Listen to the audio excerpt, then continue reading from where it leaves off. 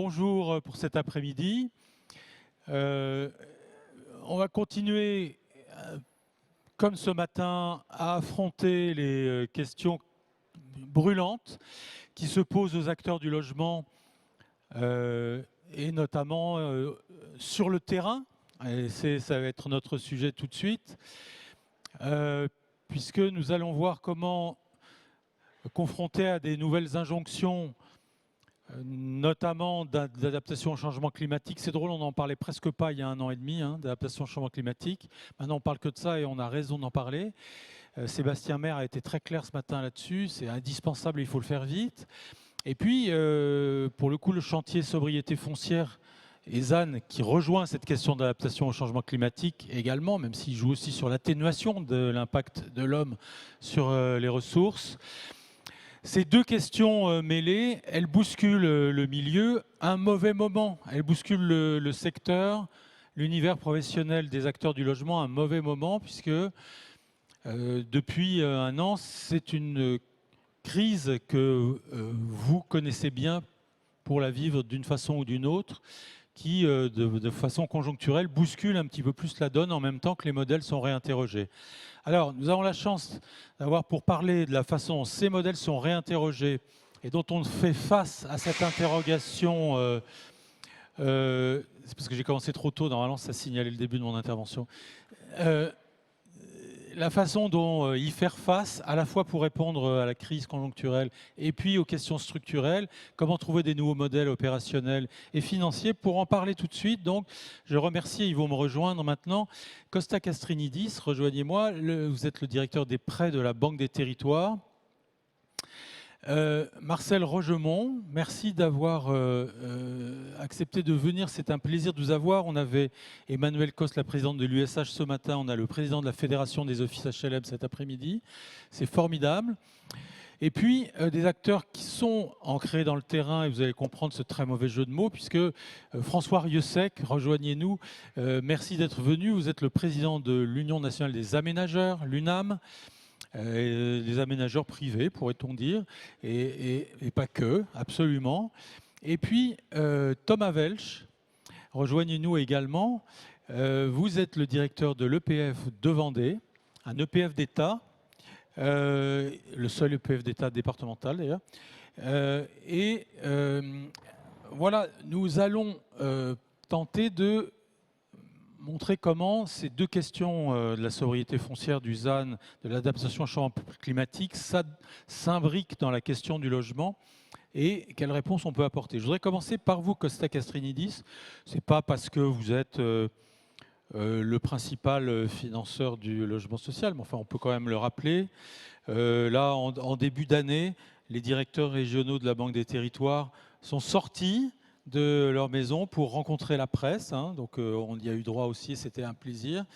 En Ile-de-France, Richard Curnier est venu nous dire que quand même les montants importants en 2022, 3,2 milliards de prêts accordés au logement social sur l'Île-de-France, la première région française, et pour permettre la livraison de 19 000 logements sociaux et 36 000 réhabilitations, 26 000.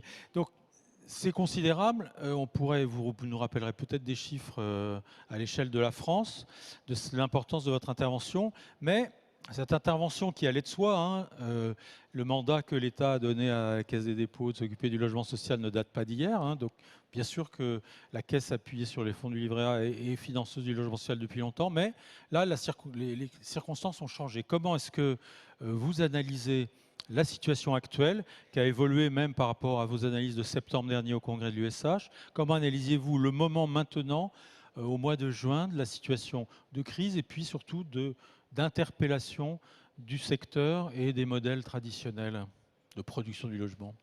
Oui, merci. Bonjour à tous. Alors, en quelques mots, peut-être situer l'action de la Banque des Territoires. On est effectivement le principal prêteur du monde du logement social, avec chaque année plus de 11 milliards de financements qui sont octroyés, qui permettent de financer la construction, mais également la réhabilitation du parc HLM. On intervient également pour financer des projets sur les territoires auprès des collectivités locales, dont nous sommes les partenaires, notamment des projets qui visent à verdir les territoires, que ce soit la rénovation thermique des bâtiments publics, des infrastructures en matière d'eau, etc. etc.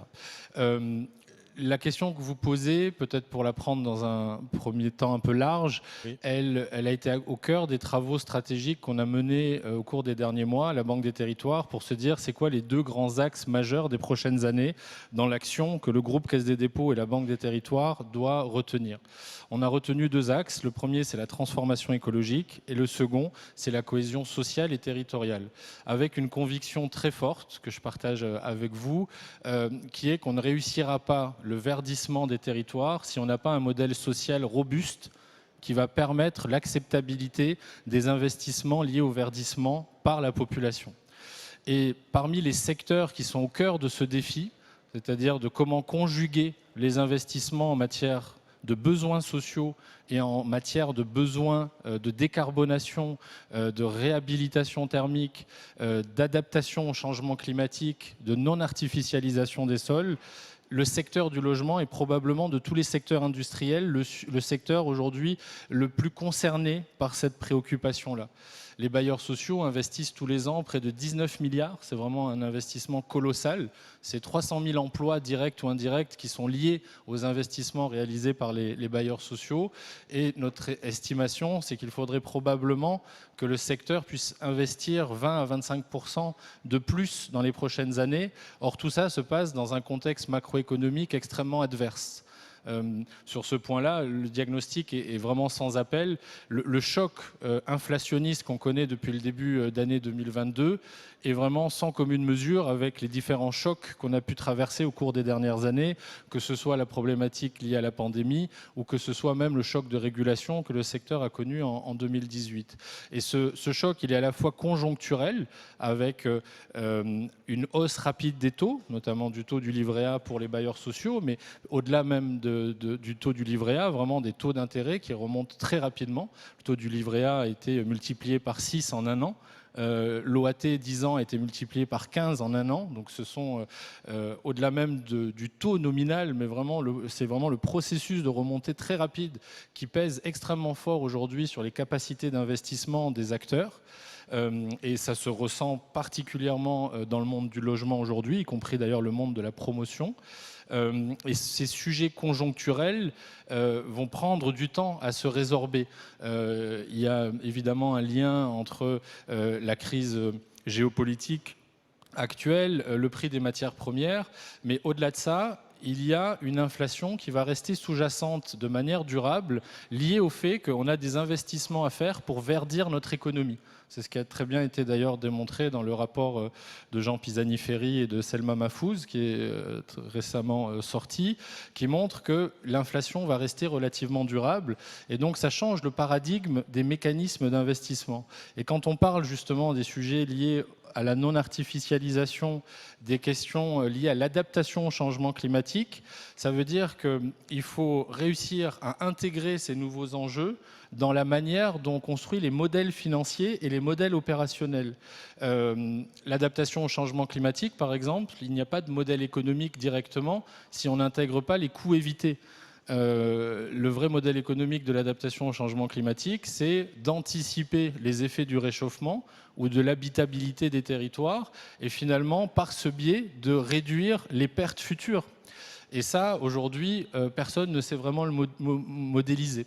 Donc c'est vrai que nous, à la Banque des Territoires, et finalement avec l'ensemble de nos partenaires, notre rôle face à ces défis, c'est d'essayer de proposer des solutions financières, on va y revenir, avec de la dette, avec des investissements en fonds propres, en intégrant les externalités des projets qu'on finance comme de véritables valeurs et pas uniquement la rentabilité de l'opération elle-même, puisque les opérations sont structurellement déséquilibrées et risquent de le rester pendant longtemps. Mais également, au-delà même de la question financière, notre diagnostic, c'est qu'il y a un besoin d'ingénierie très important. Il faut accompagner les acteurs, accompagner notamment les collectivités locales dans la définition d'une véritable planification sur ces sujets, dans l'identification de solutions innovantes. Et donc, il faut financer de la R&D. Et les solutions, on ne les trouvera pas tout seul. Il n'y a pas une solution unique pour l'ensemble du territoire. C'est vraiment en croisant les regards qu'on parviendra à relever ces défis. sachant que l'ennemi principal, et je m'arrêterai en disant cela, c'est l'attentisme. C'est vrai que dans une période où on a tous en tête le mur d'investissement qui est devant nous et que les solutions sont parfois encore au stade de l'amorçage, notamment je pense à la non-artificialisation. On voit bien que les territoires ont besoin rapidement d'avoir une visibilité de la manière dont la compensation va s'exercer. Tant que cette question n'est pas traitée, on sent qu'il y aura de l'attentisme, mais cet attentisme génère de la dette écologique qui augmente. Et donc, il importe le coût de l'inaction, exactement. Et donc, il est important qu'on puisse se mettre en mouvement avec les solutions qu'on est en train de mettre en œuvre. Vous parliez d'ingénierie, est-ce que ça veut dire que la Banque des Territoires va renforcer cette ligne d'intervention, alors qui n'est pas sous forme de prêt, hein, si je ne me trompe, mais malgré tout, qui fait partie de l'arsenal qui vient en appui des collectivités? Tout à fait, et très spécifiquement d'ailleurs sur la thématique de notre table ronde, la sobriété foncière et l'adaptation au changement climatique sont vraiment des sujets sur lesquels on a choisi de renforcer l'arsenal d'ingénierie. Donc ce sont 80 millions d'euros qu'on a mis sur la table pour financer des études, de la planification, de la R&D auprès des collectivités locales, pouvoir soutenir des projets, des expérimentations, et puis également financer des outils de data science. Alors, ça peut toujours paraître un peu gadget quand on évoque ces sujets-là, mais objectivement, pouvoir accélérer les prises de décision, croiser les datas qui existent et qui sont souvent insuffisantes, par exemple pour identifier le foncier disponible, ce qu'on est en train de faire avec un outil de DataVis qu'on est en train de développer sur le volet industriel, ou ce qu'on est en train de faire sur la consommation énergétique des bâtiments, en développant des outils qui vont permettre aux décideurs de décider plus vite en étant éclairés, puisqu'ils ont une visibilité des bâtiments les plus énergivores de leur parc. Et donc, nous, on pense que cette brique de data science aura un rôle clé à jouer dans les prochaines années. Avant de passer la parole à Marcel Rogemont, cette question de la rénovation thermique, on sent qu'elle a pris un poids déterminant dans les budgets des acteurs publics, je veux dire, au sens large, c'est-à-dire tant les acteurs du logement social, Marcel Rogemont en parlera sûrement, qui ont des objectifs à atteindre dans des délais très courts pour rénover le parc, même si certains avaient pris de l'avance et ne sont pas en étiquette E ou F, mais quand même. Et puis les collectivités qui, elles, se trouvent confrontées à la nécessité de rénover le parc des écoles, le parc des bâtiments publics. Là, par exemple, ça a consommé l'essentiel du fonds vert cette année dans le budget de l'État. Est-ce qu'il en est de même du côté des fonds que vous gérez ? Alors, il y a une situation un peu différente entre le monde HLM et le secteur public. Le secteur public local, j'entends les collectivités locales, les bailleurs sociaux sont en action sur le volet thermique depuis de nombreuses années. Il y a une prise de conscience et il y a une capacité de maîtrise d'ouvrage qui fait aujourd'hui défaut du côté des collectivités locales. Donc je dirais que les bailleurs sociaux sont déjà beaucoup plus en avance et finalement, dans l'ancien DPE, on avait une trajectoire qui était relativement claire. Le nouveau DPE, l'intégration du critère carbone, la loi climat-résilience, mais aussi la SNBC, puisqu'il est important de ne pas raisonner uniquement sur les échéances court terme, mais vraiment de penser jusqu'en 2050, vont nécessiter des investissements complémentaires. Mais je dirais que la maturité de prise de conscience et surtout de capacité à agir est plus forte. C'est l'équation économique qui posera difficulté, parce que répondre aux enjeux sociaux, comme je l'évoquais tout à l'heure, continuer à construire ou à produire des nouveaux logements, de proposer des nouveaux logements, et en parallèle continuer à investir plus, ça va poser une vraie question de recettes, de modèle économique de ces opérations. Mais la capacité d'action et la responsabilisation est bien présente. Du côté des collectivités locales, je dirais que la prise de conscience est un peu plus récente. C'est vraiment la crise énergétique récente qui a vraiment mis en mouvement bon nombre de collectivités locales. Le fonds vert a fait un effet levier très, très intéressant. Il reste encore beaucoup à faire. Les investissements en la matière sont largement insuffisants à l'heure où on se parle. Et c'est ce qui d'ailleurs nous a amené à lancer récemment un programme dédié à la rénovation thermique des bâtiments scolaires qui s'appelle EduRénov, avec également ce même diagnostic. Il faut les accompagner en ingénierie, leur simplifier la vie, parce que ce sont quand même des sujets extrêmement compliqués. Et avant même l'enjeu financier, l'enjeu technique est majeur. positionner des outils d'accélération grâce à la data, et puis des boîtes à outils de financement qui sont les plus complètes possibles, avec du court terme, du moyen terme, du long terme, et la possibilité de pouvoir étaler les financements sur des durées très longues, ce qui est une des grandes spécificités de notre modèle. Donc on a plus de pain sur la planche, je dirais, encore sur le volet des bâtiments publics. Okay. Marcel Rogemont, cette question du financement, elle impacte évidemment le monde HLM. Récemment, l'Union sociale pour l'habitat a communiqué sur les 5 chocs financiers qui bousculent les bailleurs sociaux aujourd'hui. Pas vous qui direz le contraire, vous avez tenu vos assises à Nancy la semaine dernière. La résolution qui en est sortie pointe le besoin qu'on allège la pression financière qui pèse sur les organismes. Est-ce que c'est cette question que vous mettriez au centre pour répondre à ces enjeux généraux qui sont s'adapter aux questions de sobriété foncière, l'adaptation au changement climatique, ce qui inclut la rénovation du parc, bien entendu, à la fois pour répondre à la situation de crise qu'a rappelé Costa Casrinidis, et puis au fait que peut-être que les modèles de production de logements sociaux doivent changer. Qu'en pensez-vous ? Tout d'abord, je retiens des propos de Costa à l'instant. En gros, les recettes loyers, enfin je veux dire, des organismes d'HLM, c'est autour de 20 milliards. Enfin, je vais faire ça très simple, c'est un peu plus, quoi. Et les investissements, c'est 20 milliards. C'est-à-dire chaque euro perçu est investi. Ça, il y a une concordance entre ces deux nombres près, à 1 ou 2 millions près, mais c'est de cela. À partir de là, ça veut dire qu'on ne peut pas faire plus. On ne peut pas faire plus que 1 euro reçu, 1 euro investi. À partir de là, c'est la contrainte dans laquelle nous sommes. Puisque vous abordez la question de la rénovation thermique, je suis d'accord avec les propos qui viennent d'être tenus. De toute façon, les organismes d'HLM dans leur ensemble, quand ils agissent sur le logement, ils agissent dans le long terme. C'est-à-dire qu'on agit, et quand on construit, on regarde sur 40 ans. Si on fait de la réhabilitation, c'est la même chose. C'est pour ça qu'il faudra qu'ils travaillent un peu la question. Donc on est sur du très long terme. Ce qui veut dire que le travail que nous faisons, tant dans la construction que dans la réhabilitation, c'est un travail qui s'affronte dans le temps.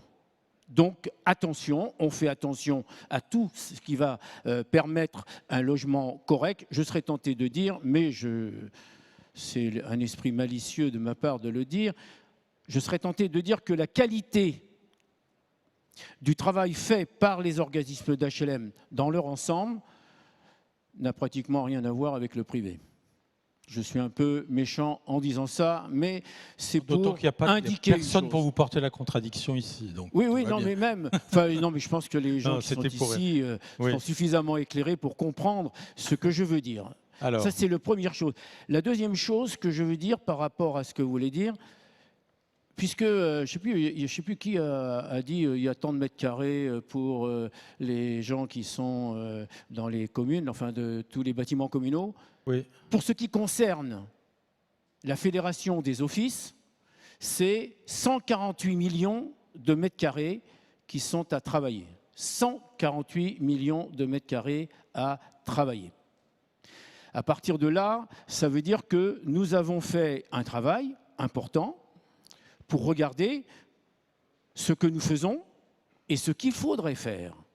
Ce que nous faisons uniquement sur la réhabilitation thermique, je ne parle pas des autres aspects de la rénovation. Actuellement, nous dépensons autour de 1 milliard par an pour les 2 400 000 logements que je représente en tant que président de la Fédération des offices. 1 milliard. Il faudrait passer à 3,5 milliards entre 2022 et 2034. Puisque en 2034, les deviennent inlouables. Et il est évident que dans le logement HLM, si vous vous retrouvez avec des logements classés E, les gens vont rester là où ils sont, ils ne paieront plus leur loyer, ils ne paieront plus les charges. Donc c'est pour nous une catastrophe. Donc on ne peut pas ne pas être au rendez-vous. On ne peut pas ne pas être à ce rendez-vous. Donc il faudrait passer de 1 milliard à 3,5 milliards entre 22 et 34. On a déjà perdu 2 ans. D'accord ? C'est-à-dire qu'on a déjà perdu 5 milliards d'investissements qu'il va falloir condenser sur la période 24, 25, 26, 27, etc. Où sont les ressources alors ? Eh bien, il n'y en a pas. Alors, il y a mon ami à côté, je suis tout à fait d'accord avec lui. Il se tord les neurones pour essayer de trouver, dans le climat actuel financier, de trouver les meilleures solutions possibles pour nous. Et c'est vrai que les fonds d'épargne peuvent le permettre. Après tout, j'ai vu, quand j'étais député, je regardais les excédents des fonds d'épargne allaient dans le budget général, c'était autour de 600 ou 700 millions, donc il y a un peu de marge pour aider un peu les choses. Mais ça, c'est de la dette. Et on ne peut pas passer le gap qui est devant nous sans avoir des fonds propres gratuits. Pas des fonds gratuits, ad viternam, c'est-à-dire des subventions. On ne pourra pas passer sans avoir des subventions. De l'État, donc ? Oui, de l'État. Enfin, l'État, ça peut être d'autres. Moi, ça m'est complètement égal. Du moment qu'il y a de l'argent. Vous demandez la baisse de la TVA, par exemple. Madame la Première ministre, hier en fin d'après-midi, de façon très placide, comme elle est toujours, elle nous a annoncé que peut-être on pouvait sourire, qu'il y aurait peut-être de l'argent qui viendrait pour la rénovation des logements HLM. Peut-être. Il y en a eu un peu cette année. Ah ben cette année, il n'y a rien. Enfin, il y a 200 millions. Oui, attendez, il y a 200 millions qui sont les reliquats des agréments qui sont tombés. Je veux dire, c'est de l'argent qui normalement est affecté à la construction. On va les dévoyer pour aller les mettre dans la réhab. Ouais, ça c'est des tours de passe-passe, mais ça n'a qu'un. D'abord, c'est un fusil à un coup, d'accord, et que nous, il nous en faut plusieurs puisqu'il faut aller au moins jusqu'à 2034. D'accord. Donc ces éléments-là, on travaille par exemple avec la Caisse, on travaille sur la seconde vie. Il devait y en avoir 10 000, après il devait y en avoir 1000, puis j'ai été au conseil d'administration du FNAP, on va essayer d'en faire 900. Donc vous voyez l'effort prodigieux qui est entrepris. N'empêche que si le modèle se met en place cette année, c'est positif pour l'avenir. C'est-à-dire qu'à ce moment, à partir de là, ça sera combien par an ? Nous, actuellement, on fait 120 000 logements de réhabilité sur le plan thermique. Il faut passer à 250 000. Voilà, pour ce que je représente, moi. C'est-à-dire que vous multipliez par 2 dès lors que je vous dis quelque chose, puisqu'on est à peu près à 50%, à peu de choses, enfin 47% du logement social. Donc voilà, à partir de là, aujourd'hui, on nous demande de construire. J'ai même cru comprendre qu'il y avait une ministre qui avait dit qu'il fallait construire 250 000 logements sociaux en 2 ans. On est à 95 000 par an, donc on est à 170 000. Probablement qu'elle a dû être mal informée sur les capacités réelles d'investissement des organismes d'HLM. Et je pense qu'aujourd'hui, le gouvernement reste sur cette ligne, en pensant que les organismes d'HLM ont une gestion saine. C'est évident. On a une gestion saine. D'ailleurs, entre 2016 et aujourd'hui, on est toujours aussi bien. Je parle à 2022, je ne parle pas 2023, parce que ça, là, c'est autre chose. On est à peu près correct, mais sauf qu'on a 30% de moins d'investissement, puisque la variable d'ajustement pour les organismes d'HLM, c'est l'investissement. Donc, on a 30% de moins. Alors donc aujourd'hui, à chaque fois que vous mettez une charge supplémentaire, ça veut dire qu'on construit moins. Et donc là, on est parti gaillardement. En 2023, on fera à tout casser 80 000 et on sera à 60 000 ou 65 000 en 2024, voire moins si ça continue comme ça. À partir de là, il y a 2 choses par rapport à la question foncière, par exemple. Premièrement, il faut que le gouvernement comprenne, et les collectivités territoriales aussi, qu'on a besoin d'avoir du foncier pour construire. Et non pas des droits à construire, du foncier. Hein, vous êtes en Île-de-France, la quasi-totalité des logements HLM se font en VFA, en vente en état futur d'achèvement. Ça veut dire qu'on ne maîtrise pas le foncier et on est dans les mains des promoteurs. Il faut que le logement social ait cette capacité d'accéder directement au foncier. Ce n'est pas facile, mais ça peut se faire. Et ça se fait. Hein, je veux dire, c'est parce que j'arrive de Rennes. Moi, j'ai été longtemps adjoint au maire de Rennes, donc je sais que ça se fait et que c'est possible. Mais il faudrait que l'État nous aide dans ce sens-là. Parce que s'il n'y a pas ça, on reste les pieds et poings liés avec la promotion privée, même si c'est un élément intéressant, bien naturellement, mais ça ne peut pas être le seul accès à la construction de logements sociaux pour les organismes d'HLM. Alors, avant de demander l'avis des spécialistes du foncier qui sont à votre gauche, juste une question, vous n'attendez rien du pacte HLM qui se prépare? Le pacte de confiance. Oui. Bah, écoutez, voyez-vous, je disais il n'y a pas très longtemps, je ne vous dis pas avec qui je l'avais dit, mais je lui avais dit comme ça à une personne qui s'intéresse au logement, au logement social. Je lui avais dit, tu sais ce qu'a dit Seyès à la Convention à Robespierre? Il lui a dit, le pouvoir vient d'en haut, la confiance vient d'en bas. Et à ce moment-là, j'ai tapé sur le ventre de mon copain qui était à côté de moi, je lui ai dit, tu as du boulot. Il y a du boulot. C'est-à-dire qu'on ne peut pas faire un pacte de confiance décidé à Matignon ou à l'Élysée. Non, mais il est en cours de négociation. Vous êtes dans les négociations. Ben, écoutez, ça fait... on devait signer... Oui. Je pense que c'était... On y arrive, là. Ah non, ils ont dit au moment du congrès HLM, mais ils n'ont pas donné la date du congrès HLM. Oui, je sais on en a déjà passé une. Il y a la Coupe du monde de rugby qui gêne. Et je pense personnellement qu'on va encore passer une autre date. Bon, d'accord. Merci de votre franchise, en tout cas. François Rieusec, donc vous avez entendu évoquer les enjeux et les difficultés des acteurs du logement, même avec l'appui de la Banque des Territoires. Il y a des équations pas simples à résoudre, même si peut-être vous pourrez nous rebondir sur certains des propos de Marcel Rogemont-Costa-Castrinidis. François, vous avez entendu ça. Il y a évidemment une question de mobilisation du foncier qui se pose, d'autant plus que le ZAN impose la division par deux des consommations des NAF, d'espaces naturels, agricoles et forestiers, dans les 10 ans qui viennent. Comment est-ce que vos adhérents, eux, rééquilibrent leur modèle compte tenu de ces impératifs-là, et puis des contraintes des producteurs de logements qui viennent sur vos terrains à un moment donné? Oui, alors... Bonjour et merci. Donc ma première remarque, ce serait que d'abord, nous sommes des acteurs. L'UNAM a une majorité de sociétés privées, mais il y a aussi des acteurs publics, des EPA, des organismes sociaux qui produisent de l'aménagement foncier. Et de toute façon, nous savons tous ici que les Français ont ce qu'on appelle un parcours résidentiel qui passe notamment par du social, des petits logements, puis des grands logements familiaux, puis à nouveau souvent des petits logements. Donc moi, je crois beaucoup à la solidarité des différents modèles urbains, des différents modes de production du logement, y compris les logements sociaux. Donc si vous voulez, je suis toujours surpris quand certains acteurs attaquent d'autres acteurs du logement. Voilà.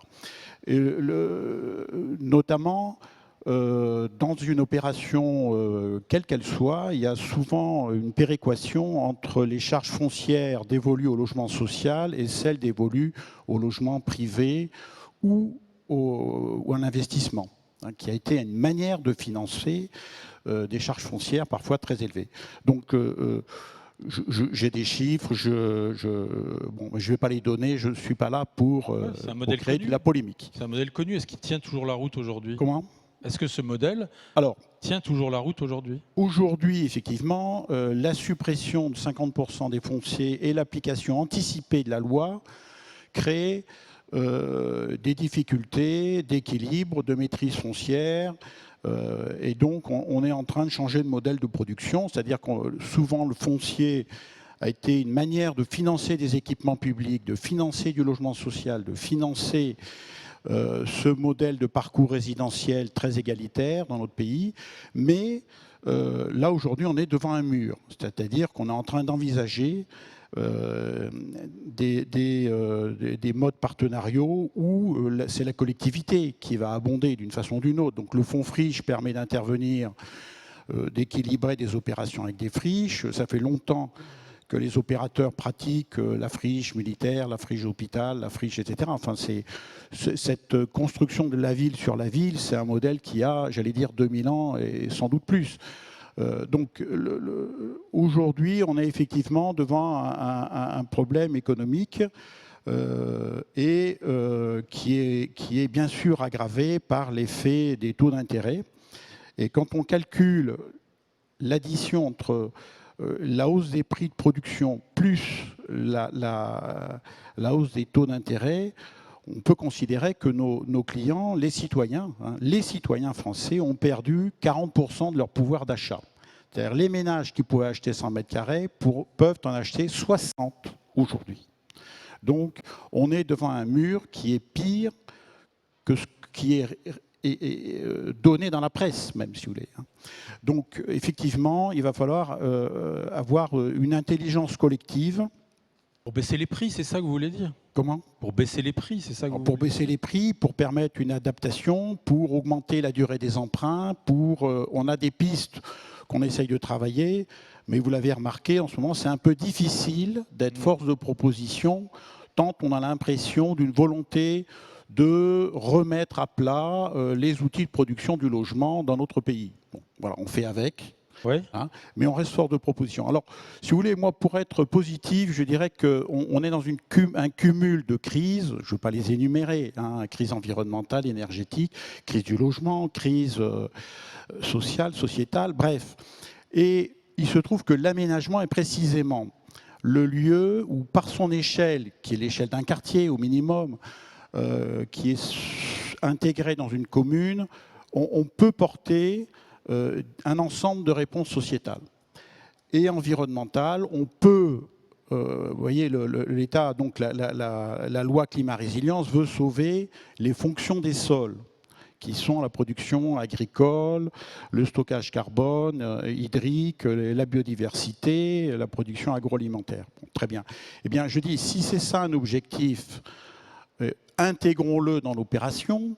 Et effectivement, avec un coefficient de pleine terre de 50%, je peux créer une canopée de 50% qui me permet de baisser la température d'environ 6 à 8 degrés l'été.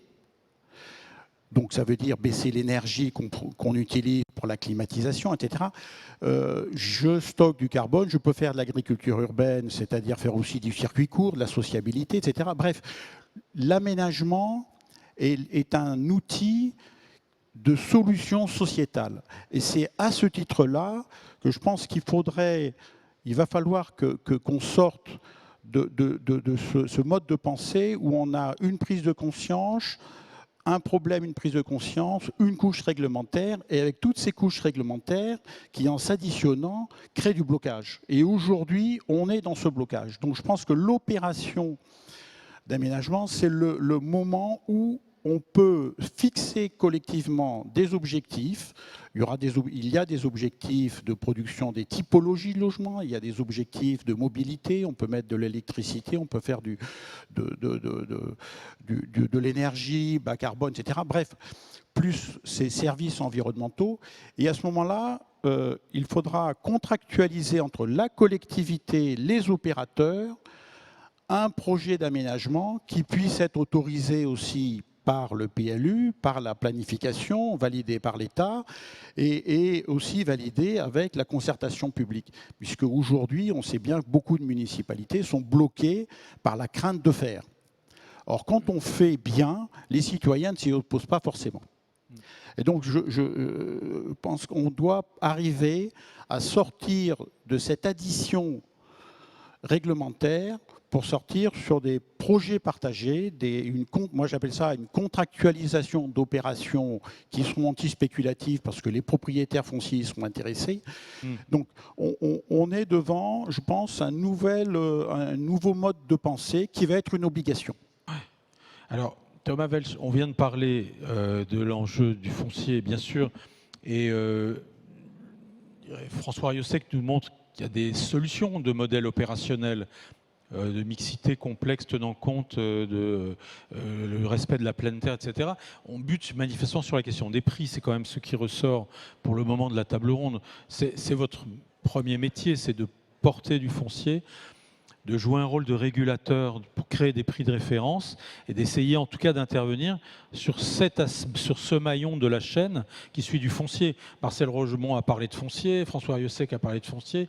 Il y a un vrai sujet qui se concentre. On ne parlait pas de foncier il y a 3 ans, hein. Les revues foncières étaient confidentielles. Maintenant, on ne parle que de ça. Alors c'est bien, vous êtes sur le devant de la scène, Thomas. Comment vous voyez les choses ? On ne vous entend pas encore, mais ça va venir. Je vais prendre peut-être celui-là. Voilà. Oui, alors moi, au même titre que mes collègues, puisqu'on est quand même déjà 12 EPF d'État en France, et puis il y a aussi un certain nombre d'EPF locaux un peu partout sur le territoire. Et donc effectivement, enfin, moi, ce que vous dites et ce que vous avez résumé est très juste, et moi je m'inscris complètement dans les propos du président Rieusec, c'est-à-dire que effectivement, la question, c'est quand même la question du prix du foncier. Enfin, tout le monde, à un moment donné, effectivement, il y a besoin de financement. Mais le besoin de financement n'est pas le même suivant le prix auquel vous achetez le foncier.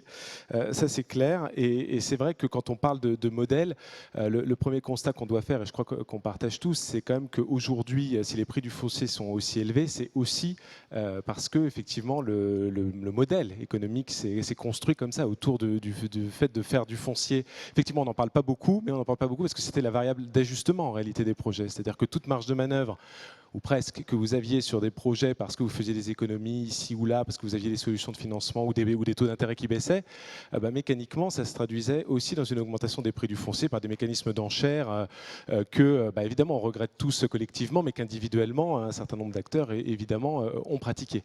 Et c'est vrai que nous, ce qu'on essaie de porter, c'est justement d'essayer de sortir de cette logique-là, de cette logique où finalement on fait un compte à rebours et on se dit finalement si j'additionne toutes mes charges, finalement je peux proposer 1 million d'euros à un foncier qui n'en vaut que 600 000 à un particulier, et donc comme ça je crée des références de prix, et puis derrière les autres projets, les autres particuliers autour, ils se diront moi je peux en espérer 1 million, donc je ne vais pas vendre aussi facilement que ça mon foncier.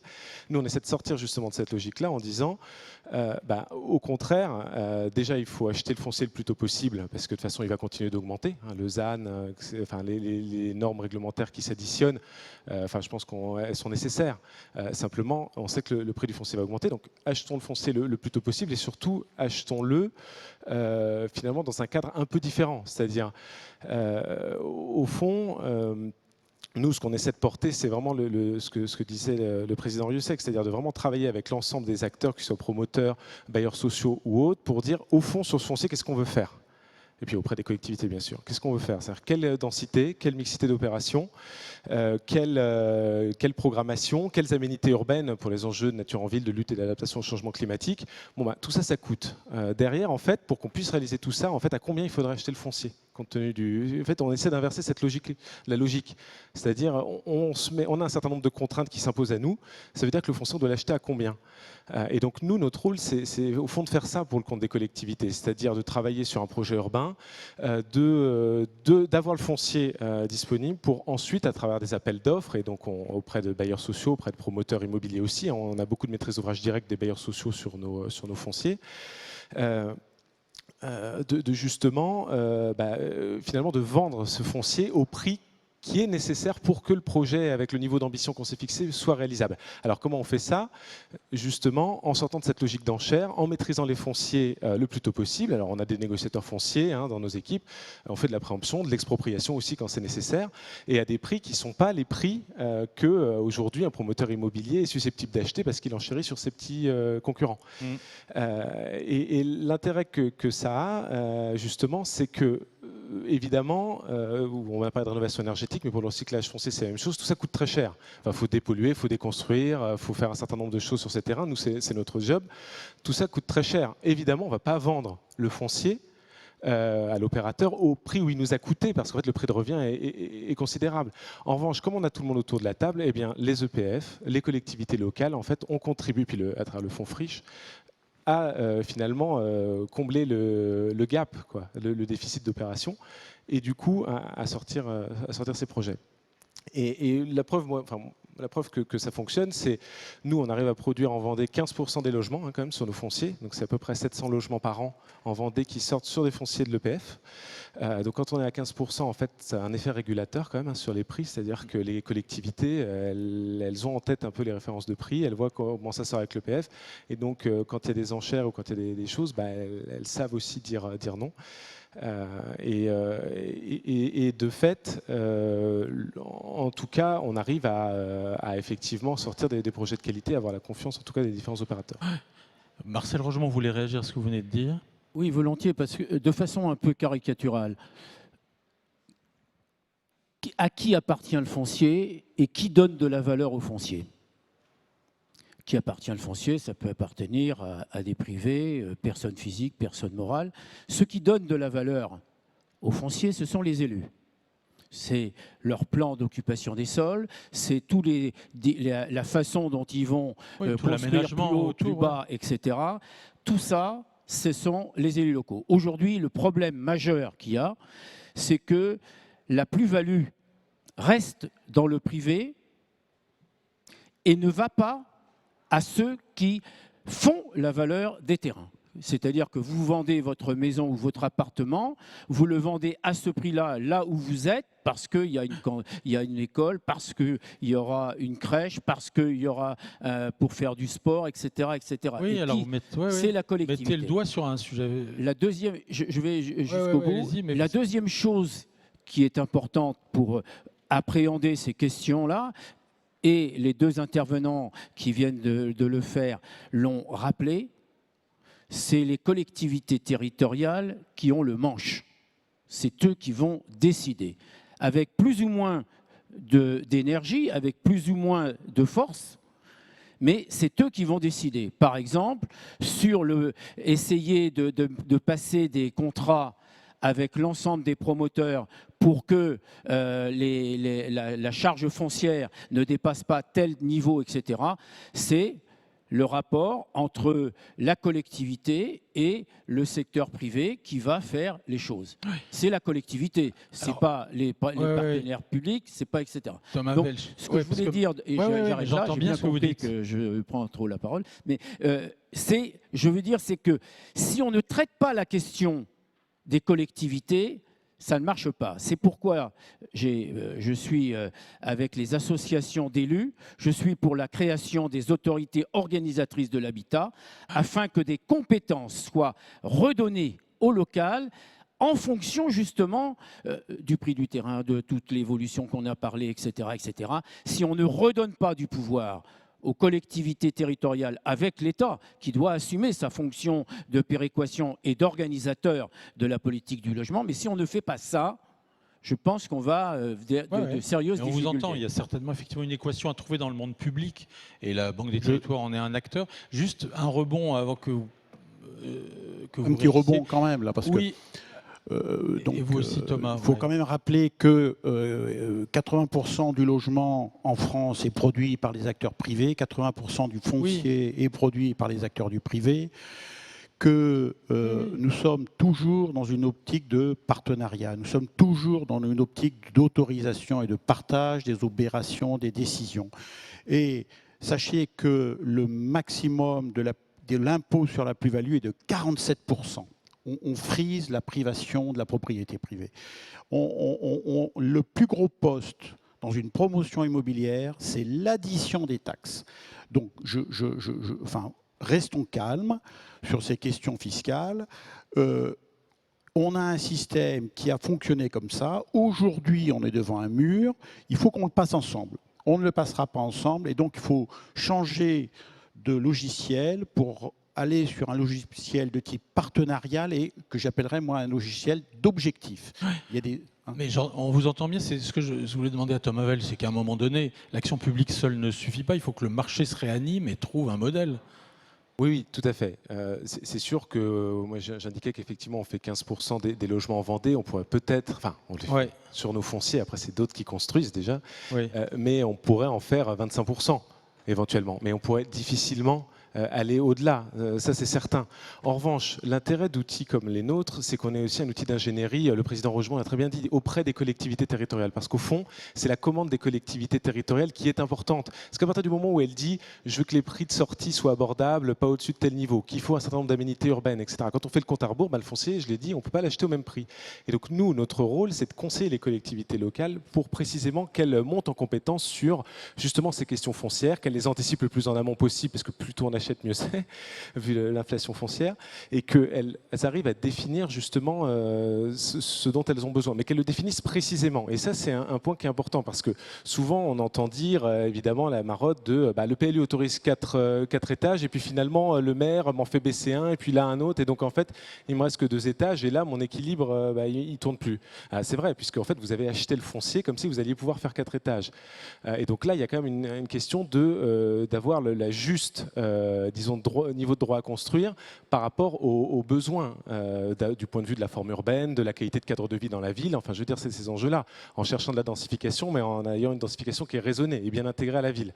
Ça, c'est un vrai enjeu. Et pour nous, c'est notamment un enjeu parce que quand on achète des terrains, l'avantage qu'on a par rapport à des promoteurs, quelque part, c'est que c'est France Domaine qui nous dit qu'on ne peut pas acheter au-dessus d'un certain prix.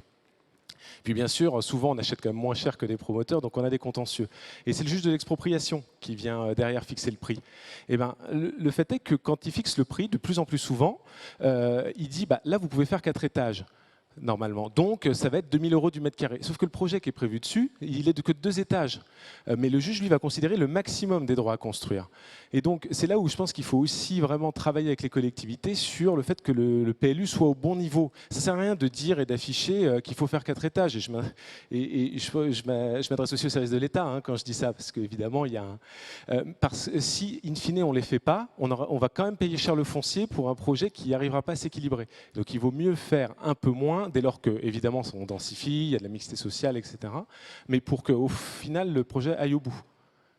On attend toujours des solutions sur la régulation des prix fonciers. On va s'arrêter parce qu'on arrive au bout, mais je voudrais que vous nous disiez, Costa Castrinidis, sur cette question de l'appui aux collectivités locales pour l'aménagement, est-ce que la Banque des territoires est prête à s'engager ?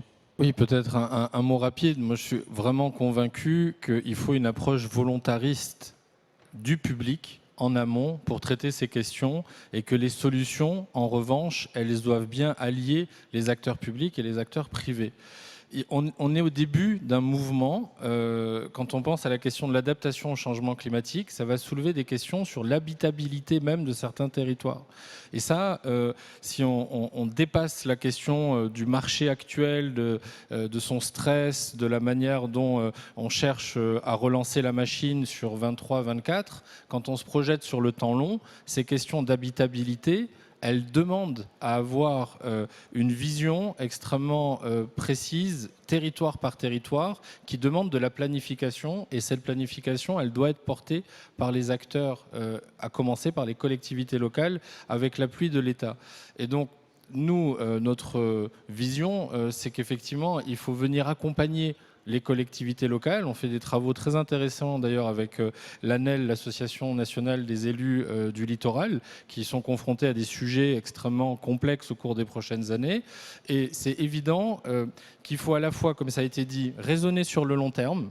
Je rejoins tout à fait ce point-là. Raisonner sur le long terme, ça veut dire avoir de la visibilité sur les cadres réglementaires. Aujourd'hui, on est encore trop en attente de textes, et tant que ces textes ne sont pas publiés, c'est difficile de raisonner sur le long terme. Et comme on ne peut pas rester sans rien faire dans l'intervalle, eh bien, il faut avoir les outils pour innover, expérimenter, avoir des nouvelles approches. Nous, on travaille beaucoup dans le cadre des sociétés d'économie mixte. On travaille beaucoup en lien avec les EPF et des filiales d'EPF pour pouvoir notamment faire du portage foncier sur des maturités très longues. Donc c'est vraiment le sujet de l'amont même de la question de l'aménagement. Comment on recrée des réserves foncières. Et ça, on a un outil aujourd'hui qui est le fonds d'épargne et qui permet de financer jusqu'à 80 ans pour les territoires tendus le foncier, ça réduit la charge foncière. Les bailleurs sociaux l'utilisent de manière extrêmement poussée. On souhaite que demain, les collectivités locales puissent l'utiliser elles-mêmes. Il y a des réflexions qui mériteraient qu'on prenne encore plus de temps, mais passionnantes, notamment en Bretagne, du côté de Rennes Métropole, sur une vision très volontariste du sujet du foncier, avec cette possibilité de retenir, de sanctuariser du foncier et d'utiliser ces outils sur le temps très long.